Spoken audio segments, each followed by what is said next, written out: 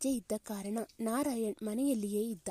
ಹೆಂಡತಿ ಸುಜಾತ ಅಡುಗೆ ಮಾಡುತ್ತಿರಬೇಕಾದರೆ ಮಗಳು ಗೀತಾ ಫೋನ್ ಮಾಡಿ, ಅಮ್ಮ ನಾನು ಇವತ್ತು ಮನೆಗೆ ಬರ್ತಾ ಇದ್ದೇನೆ ಅಂತ ಹೇಳಿ ಫೋನ್ನ ಇಡ್ತಾಳೆ. ವಾರದ ಹಿಂದೆ ಮನೆಗೆ ಬಂದು ಹೋಗಿದ್ದ ಮಗಳು ಮತ್ತೆ ಬರುತ್ತಿರುವುದು ಸುಜಾತಾಳಿಗೆ ಅಷ್ಟೊಂದು ಸರಿ ಕಾಣಿಸಲಿಲ್ಲ. ಗಂಡನಲ್ಲಿ ಮಗಳು ಬರುತ್ತಿದ್ದಾಳೆ ಎಂದು ಹೇಳಿದಾಗ, ಹೋಗಿ ವಾರಾನೂ ಆಗಿಲ್ಲ ಮತ್ತೆ ಬರ್ತಾ ಇದ್ದಾಳಾ ಸುಜಾತ? ಹೌದು, ಏನೋ ಅಲ್ಲಿ ಅತ್ತೆ ಅಥವಾ ಗಂಡನ ಜೊತೆ ಜಗಳ ಮಾಡಿದ್ದಾಳೆ ಅನಿಸುತ್ತೆ. ಈ ಹುಡುಗಿದು ಇದೇ ಆಯ್ತು ಅಂತ ಗೊಣಗ್ತಾಳೆ. ನೀವು ಜಾಸ್ತಿ ಮುದ್ದು ಮಾಡಿನೇ ಅವಳಿಗೆ ಇಷ್ಟು ಸಲಿಗೆ ಸಿಕ್ಕಿರುವುದು. ಹೋದ ಸಲ ಜಗಳ ಆಡಿ ಬಂದಾಗಲೇ ಅವಳಿಗೆ ಸರಿಯಾಗಿ ಬುದ್ಧಿ ಹೇಳಿದ್ದರೆ ಇವಾಗ ಅವಳು ಮತ್ತೆ ಬರುತ್ತಿರಲಿಲ್ಲ. ನೀವೇ ನನ್ನನ್ನು ತಡೆದಿದ್ದು. ಈ ಸಲ ಬರಲಿ, ಅವಳು ಸರಿಯಾಗಿ ಬುದ್ಧಿ ಕಲಿಸುತ್ತೇನೆ. ಅಲ್ಲಿ ಅತ್ತೆ ಹಾಗೂ ಗಂಡ ಕೂಡ ಇವಳ ಮಕ್ಕಳಾಟಕ್ಕೆ ಏನೂ ಹೇಳುವುದಿಲ್ಲ. ಆದ್ದರಿಂದ ಇನ್ನಷ್ಟು ಕೊಬ್ಬು ಬಂದಿರುವುದು ಈ ಹುಡುಗಿಗೆ, ಮತ್ತೇನೂ ಅಲ್ಲ ಅಂತ ಸಿಟ್ಟಿನಿಂದ ಮಗಳಿಗೆ ಬೈಯುತ್ತಾಳೆ. ಆಗ ನಾರಾಯಣ್, ಈ ಸಲ ನಾನು ಅವಳ ಜೊತೆ ಮಾತನಾಡುತ್ತೇನೆ ಎಂದಾಗ ಸುಜಾತ, ಹೋದ ಸಲ ಅವಳ ಅತ್ತೆಗೆ ನಾನು ಕಾಲ್ ಮಾಡಿದ್ದೆ. ಆಗ ಪಾಪ ಅವರು, ಗೀತಾ ಇನ್ನೂ ಚಿಕ್ಕವಳು, ಅವಳಿಗೆ ಅಷ್ಟೊಂದು ತಿಳುವಳಿಕೆ ಇಲ್ಲ.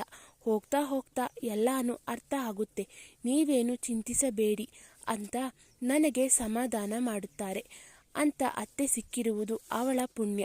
ಅಳಿಯಂದಿರು ಕೂಡ ಅಷ್ಟೇ ಎಲ್ಲವನ್ನು ತಾಳ್ಮೆಯಿಂದ ನಿಭಾಯಿಸಿಕೊಂಡು ಹೋಗುತ್ತಾರೆ. ಆದರೆ ಇವಳು ಮಾತ್ರ ಒಂದು ಚೂರು ಅರ್ಥ ಮಾಡಿಕೊಳ್ಳುವುದಿಲ್ಲ. ಈ ಸಲ ನೀವಂತೂ ಯಾವ ಕಾರಣಕ್ಕೂ ಅವಳಿಗೆ ಸಪೋರ್ಟ್ ಮಾಡಬೇಡಿ ಎಂದಾಗ ನಾರಾಯಣ್, ಇಲ್ಲ ಕಣೆ, ನನಗೂ ಕೂಡ ಅವಳ ಸಂಸಾರದ ಬಗ್ಗೆ ಚಿಂತೆ ಇದೆ, ನೀನು ಏನು ಯೋಚನೆ ಮಾಡಬೇಡ ಎಂದು ಹೇಳಿ ರೂಮಿಗೆ ಹೋಗ್ತಾನೆ. ಅಷ್ಟೊತ್ತಿಗೆ ಮಗಳು ಬಂದು ಬಾಗಿಲಿನ ಹತ್ತಿರ ನಿಂತುಕೊಳ್ಳುತ್ತಾಳೆ. ಕೈಯಲ್ಲಿ ಒಂದು ದೊಡ್ಡ ಬ್ಯಾಗ್ ಕೂಡ ಇತ್ತು. ಅಮ್ಮ ಅಂತ ಹೇಳುತ್ತಾ ಸುಜಾತಳನ್ನು ಗಟ್ಟಿಯಾಗಿ ತಬ್ಬಿಕೊಳ್ಳುತ್ತಾಳೆ. ಸುಜಾತ ಅವಳಿಂದ ಬಿಡಿಸಿಕೊಂಡು ಹೋಗಿ, ವಾರ ಆಗಿದ್ದಷ್ಟೇ, ಮತ್ತ್ಯಾಕೆ ಅಷ್ಟು ಅವಸರದಿಂದ ಬಂದೆ ಎಂದು ಕೇಳಿದಾಗ, ಗೀತಾ, ನನ್ನ ಮನೆಗೆ ನಾನು ಯಾವಾಗ ಬೇಕಾದರೂ ಬರಬಹುದಲ್ವಾ ಅಮ್ಮ? ಬರಬೇಕು ಅಂತ ಅನಿಸಿತು, ಅದಕ್ಕೆ ಬಂದೆ ಎಂದು ಹೇಳಿದಾಗ, ನೋಡಮ್ಮ ಗೀತಾ, ಇದು ನಿನ್ನ ಮನೆ ಆಗಿರಬಹುದು, ಆದರೆ ಮದುವೆಯಾದ ನಂತರ ನಿನ್ನ ಗಂಡನ ಮನೆಯೇ ನಿನ್ನ ಮನೆ. ಅದನ್ನು ಮೊದಲು ನೀನು ಅರ್ಥ ಮಾಡಿಕೊಳ್ಳುವುದು ಕಲಿ. ಈ ಮನೆಗಿಂತ ಆ ಮನೆಯ ಬಗ್ಗೆ ಕಾಳಜಿ ಮಾಡುವುದು ನಿನ್ನ ಕರ್ತವ್ಯ. ಇವಾಗ ನೀನು ಹೋಗಿ ಫ್ರೆಶ್ ಆಗಿ ಬಾ, ನಾನು ಟೀ ಮಾಡಿಕೊಂಡು ತರುತ್ತೇನೆ ಎಂದು ಹೇಳಿ ಅಡುಗೆ ಮನೆಗೆ ಹೋಗುತ್ತಾಳೆ. ಗೀತಾ ಫ್ರೆಶ್ ಆಗಿ ರೂಮಿಗೆ ಹೋದಾಗ ಅಲ್ಲಿ ತಂದೆಯನ್ನು ನೋಡಿ, ಅಪ್ಪ ಏನಿವತ್ತು ಕೆಲಸಕ್ಕೆ ಹೋಗಲಿಲ್ವಾ ಅಂದಾಗ, ನಾರಾಯಣ್, ಇವತ್ತು ಗವರ್ನಮೆಂಟ್ ರಜೆ ಅಲ್ವಾ, ನಿನ್ನ ಗಮನ ಎಲ್ಲಿದೆ ಮಗಳೇ ಎಂದು ಕೇಳಿದಾಗ, ಓ ಹೌದಲ್ವಾ, ನನಗೆ ಅದು ತಲೆಯಲ್ಲೇ ಇರಲಿಲ್ಲ ಎಂದು ಹೇಳಿ ತಂದೆನ ತಬ್ಬಿಕೊಳ್ಳುತ್ತಾಳೆ.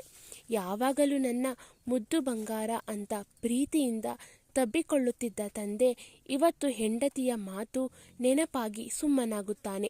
ನಂತರ ಮಗಳಲ್ಲಿ, ನೀನು ಹೋಗಿ 10 ದಿನಾನೂ ಆಗಿಲ್ಲ, ಮತ್ತೆ ಯಾಕೆ ಇಷ್ಟು ಅವಸರದಲ್ಲಿ ಬಂದೆ ಅಂತ ಸ್ವಲ್ಪ ಜೋರಾಗಿ ಕೇಳಿದಾಗ, ಗೀತಾ, ಏನಪ್ಪ ನೀನು ಕೂಡ ಅಮ್ಮ ಹೇಳಿದ್ದನ್ನೇ ಹೇಳ್ತಾ ಇದೆಯಲ್ಲ, ಇದು ನನ್ನ ಮನೆ ಅಲ್ವಾ ಅಪ್ಪ ಅಂತ ಕೇಳಿದಾಗ, ತಂದೆ, ಇದು ನಿನ್ನ ಮನೆ ಆಗಿತ್ತು, ಆದರೆ ಈಗ ಅಲ್ಲ, ಇನ್ನು ಏನೇ ಇದ್ರೂ ನಿನ್ನ ಗಂಡನ ಮನೆ ನಿನ್ನದು.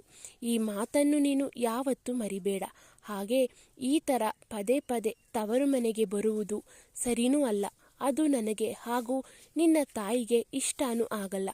ಅಷ್ಟರಲ್ಲಿ ಸುಜಾತ ಚಹಾ ಮಾಡಿಕೊಂಡು ರೂಮಿಗೆ ತಂದು ಮಗಳಲ್ಲಿ, ಗೀತಾ, ನೀನು ಈ ಥರ ಪದೇ ಪದೇ ಇಲ್ಲಿ ಬರುವುದಕ್ಕೆ ಕಾರಣ ಏನು ಅಂತ ಕೇಳಿದಾಗ, ಏನೂ ಇಲ್ಲ ಅಮ್ಮ ಅಂತ ಹೇಳುತ್ತಾಳೆ. ಆಗ ತಾಯಿ, ನೀನು ಸುಳ್ಳು ಹೇಳ್ತಾ ಇದ್ದೀಯಾ ಅಂತ ನಿನ್ನ ಕಣ್ಣು ನೋಡುವಾಗಲೇ ಗೊತ್ತಾಗ್ತಾ ಇದೆ. ಈ ಸಲ ಸುಜಾತಾಳಿಗೆ ಮಗಳ ಮೇಲೆ ತುಂಬಾ ಸಿಟ್ಟಿತ್ತು. ಯಾಕಂದರೆ ಮದುವೆಯಾಗಿ 6 ತಿಂಗಳು ಕೂಡ ಕಳೆದಿರಲಿಲ್ಲ. ಅಷ್ಟರಲ್ಲಿ ಒಂದು 10 ಬಾರಿ ಅಲ್ಲಿಂದ ಬ್ಯಾಗ್ ಹಿಡಿದುಕೊಂಡು ಬಂದಿದ್ದಳು. ಸುಜಾತಾಳಿಗೆ ಅವಳ ಸಿಡಿಮಿಡಿ ಬುದ್ಧಿ ಮೊದಲೇ ಗೊತ್ತಿತ್ತು. ಮನೆಯಲ್ಲಿ ಕೂಡ ಅಷ್ಟೆ, ಏನಾದರೂ ಅಂದರೆ ಮುಖ ಗಂಟು ಮಾಡ್ತಾ ಇದ್ಲು. ಹಾಗಾಗಿ ಅಲ್ಲಿ ಅತ್ತೆ ಇವಳ ಒಳ್ಳೆಯದಕ್ಕೆ ಏನಾದರೂ ಹೇಳಿದರೂ ಇವಳಿಗೆ ಅದು ದೊಡ್ಡ ವಿಷಯ ಆಗ್ತಾ ಇತ್ತು. ಇದರ ಬಗ್ಗೆ ಸುಜಾತ ಅವಳ ಅತ್ತೆಯ ಬಳಿ 2-3 ಸಲ ಮಾತನಾಡಿದ್ರು. ಅವಳ ಅತ್ತೆ ಕೂಡ ಚಿಕ್ಕ ಹುಡುಗಿ ಅಂತ ಇದ್ದಳು. ಇವಳು ಮಾಡಿದ್ದನ್ನೆಲ್ಲ ಕ್ಷಮಿಸುತ್ತಾ ಇದ್ರು. ಆದರೆ ಪ್ರತಿ ಸಲನೂ ಇದೇ ರೀತಿ ಆದರೆ ಕಷ್ಟ ಎಂದು ತಿಳಿದು ಸುಜಾತ ಪರಿಸ್ಥಿತಿಯನ್ನು ಸಂಭಾಳಿಸಲು ಪ್ರಯತ್ನ ಮಾಡ್ತಾಳೆ. ಆಗ ಗೀತಾ, ಅಮ್ಮ, ಅತ್ತೆ ನಾನು ಏನು ಮಾಡಿದರೂ ಅದರ ಬಗ್ಗೆ ಕೊಂಕು ಮಾತನಾಡುತ್ತಾರೆ. ಯಾವಾಗಲೂ ಕೈ ತೊಳೆದೆ ಅಡುಗೆ ಮಾಡಬೇಕಂತೆ, ನಡೆಯುವಾಗ ಮೆಲ್ಲ ನಡೆಯಬೇಕಂತೆ, ಯಾರ ಜೊತೆನೂ ಮಾತನಾಡಬೇಕಾದ್ರೆ ಜೋರಾಗಿ ನಗಾಡಿಕೊಂಡು ಮಾತನಾಡಬಾರದಂತೆ. ಇದೆಲ್ಲ ಹೇಗೆ ಸಾಧ್ಯ ಅಮ್ಮ? ನನಗೆ ನನ್ನಿಷ್ಟದ ಥರ ಬದುಕಬೇಕು ಅಂದಾಗ ಸುಜಾತ ಒಂದು ವೇಳೆ ಇದೇ ಮಾತನ್ನು ನಾನು ನಿನಗೆ ಈ ಮನೆಯಲ್ಲಿ ಹೇಳ್ತಾ ಇದ್ರೆ ನೀನು ಮನೆ ಬಿಟ್ಟು ಹೋಗ್ತಾ ಇದ್ದೀಯಾ ಅಂತ ಮಗಳಲ್ಲಿ ಪ್ರಶ್ನಿಸುತ್ತಾಳೆ. ಅದು ಹಾಗಲ್ಲಮ್ಮ ಅಂತ ಗೀತಾ ಹೇಳಿದಾಗ, ಸಂಸಾರ ಅಂದ್ರೇ ಹಾಗೆ, ನಾವು ಎಲ್ಲರ ಜೊತೆ ಸ್ವಲ್ಪ ಅಡ್ಜಸ್ಟ್ ಮಾಡಿಕೊಂಡು ಹೋದರಷ್ಟೇ ಸಂಸಾರ ಸುಖವಾಗಿರುತ್ತದೆ. ಅದು ಕೊಂಕು ಮಾತಾಗದೆ ಪಾಠದ ಮಾತು ಕೂಡ ಆಗಿರಬಹುದಲ್ವಾ? ಅವರ ಮಾತನ್ನು ಯಾಕೆ ಕೊಂಕು ಮಾತು ಅಂತ ನೀನು ತಿಳಿದುಕೊಳ್ತೀಯಾ? ಅವರು ನಿನ್ನ ಒಳ್ಳೆಯದಕ್ಕೇನೆ ಹೇಳಿರಬಹುದು ಅಲ್ವಾ? ಮನೆಯಲ್ಲಿ ನೀನು ಏನು ಮಾಡಿದ್ರೂ ನಡೀತಾ ಇತ್ತು. ಆದರೆ ಅಲ್ಲಿ ಹಾಗಲ್ಲ.